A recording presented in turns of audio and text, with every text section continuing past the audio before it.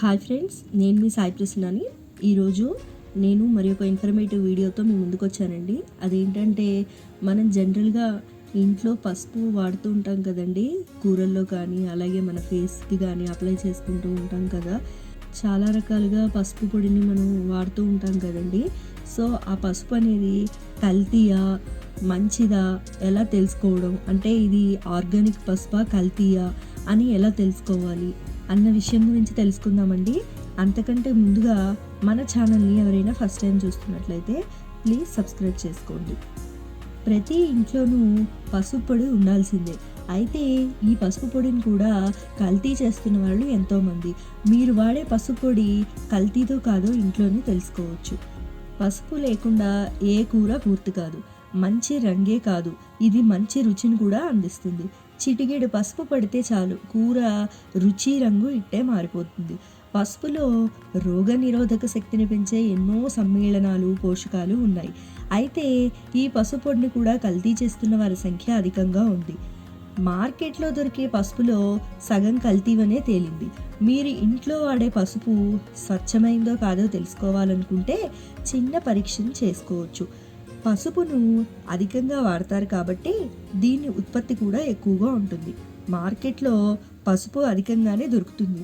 పసుపులో కృత్రిమ రంగులు కలిపి దానికి ఆ రంగును వచ్చేలా చేస్తారు.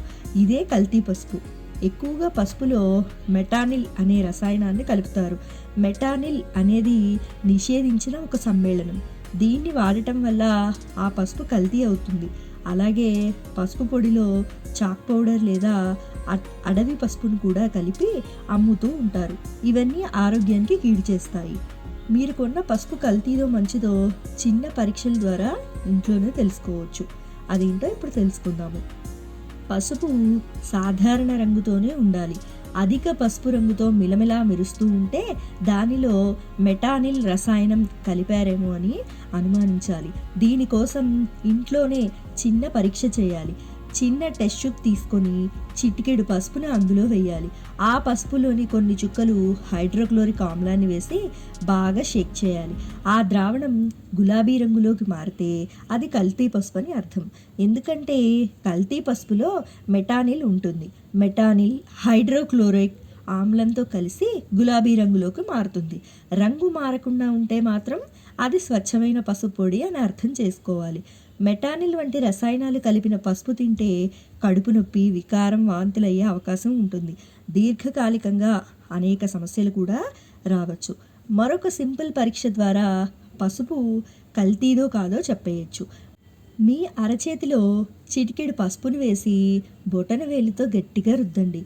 దాదాపు 20 సెకండ్ల పాటు అలా మర్దన చేయాలి. తర్వాత 2 చేతులు దులుపుకోవాలి. పసుపు మరకపోకుండా అలానే ఉంటే అది స్వచ్ఛమైన పసుపు పొడి అని అర్థం చేసుకోవచ్చు. అలా కాకుండా చేతులు దులుపుకోగానే లేదా ఓసారి నీటి కింద కడుక్కోగానే పోయిందంటే దానిలో మెటానిల్ అనే రసాయనం కలిపినట్టు అర్థం చేసుకోవాలి. మరొక పరీక్ష ద్వారా కూడా పసుపు పొడి నాణ్యతను పరీక్షించవచ్చు. ఒక గాజు కూజాను తీసుకొని గోరువెచ్చటి నీటితో నింపండి. దానిలో 1 స్పూన్ పసుపును కలపండి. దాన్ని కదపకుండా అలా వదిలేయండి. పసుపు పొడి అడుగు భాగాన చేరితే పసుపు అది స్వచ్ఛమైందని అర్థం. అలా కాకుండా నీటిలో కలిసిపోయి ముదురు పసుపు రంగులో మారితే మాత్రం అది కల్తీ అయిందని తెలుసుకోవాలి. అలాంటి పసుపును వాడడం మానేయాలి. పసుపు వాడే ముందు ఇలాంటి పరీక్షలు చేసుకుంటే కల్తీ పసుపుకు దూరంగా ఉండవచ్చు. సో విన్నారు కదండి, మన నిత్యం వంటల్లో కానీ మన ఫేస్కి కానీ అలాగే ప్రతి దానిలో మనం పసుపు అనేది ఉపయోగిస్తూ ఉంటాం కదా. సో ఆ పసుపు కల్తీదా మంచిదా అనేది తెలుసుకోవడం ఎలా అన్న విషయం గురించి తెలుసుకుందాం కదండి. నా వీడియో మీకు ఇన్ఫర్మేటివ్గా అనిపించిందని అనుకుంటున్నాను. నా వీడియో కనుక మీకు నచ్చినట్లయితే లైక్ చేయండి, షేర్ చేయండి. కొత్త వాళ్ళు మన ఛానల్ చూస్తున్నట్లయితే ప్లీజ్ సబ్స్క్రైబ్ చేసుకోండి. మరి ఒక ఇన్ఫర్మేటివ్ వీడియోతో నెక్స్ట్ వీడియోలో కలుద్దామండి. Thanks for watching.